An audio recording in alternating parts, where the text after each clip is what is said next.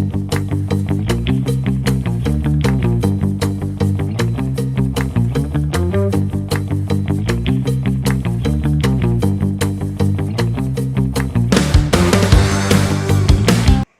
what's up mga bossing? Welcome ulit sa aking channel. Nandito po tayo ngayon sa aming physical store dito lamang po sa Gilmore, Quezon City. Infinite Plastic Corporation. Sama ko po si Bossing. Ayan, nagpapabuild po siya ng computer for graphic design. So, explain ko sa inyo mga bossing kung ano po yung mga binid natin sa kanya at yung mga parts na gusto niyang ilagay sa kanya PC build. So, let's go mga boss. So, yan mga bossing, ang processor ni Bossing is Intel Core i5 na 13th gen. Ayan, i5 13600. So, pwede po siyang i-overclock soon kung sakaling gusto ni Bossing na i-overclock.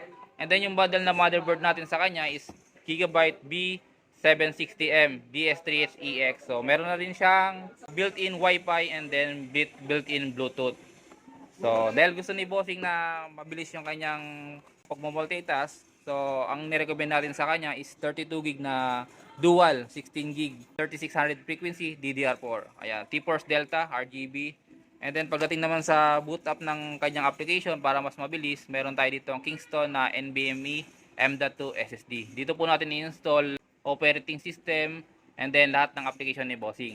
So, syempre, for graphic designing, for editing, kailangan po natin ng graphics. So, ito yung pinurchase niya sa atin is Gigabyte na GeForce RTX 4060 na meron siyang 8GB graphics. Ayan, Eagle Overclock Edition. Ito po, na-overclock din to. Wag gusto mo siya i-overclock. So, regarding naman sa power supply, para hindi siya mabibitin, for example, soon is mag-upgrade si sir ng mas mataas na series, RTX 4070.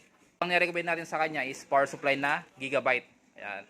So, identical yung brand niya. Gigabyte yung motherboard, and then Gigabyte yung video card. And then, pagdating sa power supply, Gigabyte din. So, identical siya. Same brand. Ayan, Gigabyte na UD.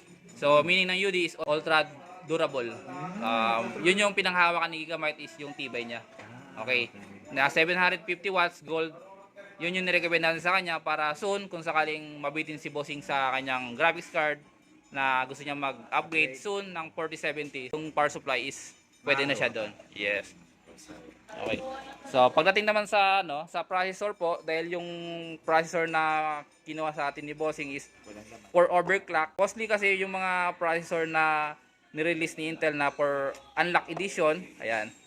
Wala po talaga siyang totally bundle na CPU cooler na kay client kung gusto niyang maglagay ng liquid cooling or kung mag CPU cooler na pan lang siya. Sa ngayon, dahil hindi naman si Sir mag liquid cool, so ito yung niya, yung pinurchase niya.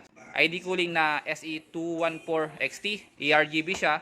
Pwede siyang masik sa ating motherboard. So mamaya isa-set up natin 'yan.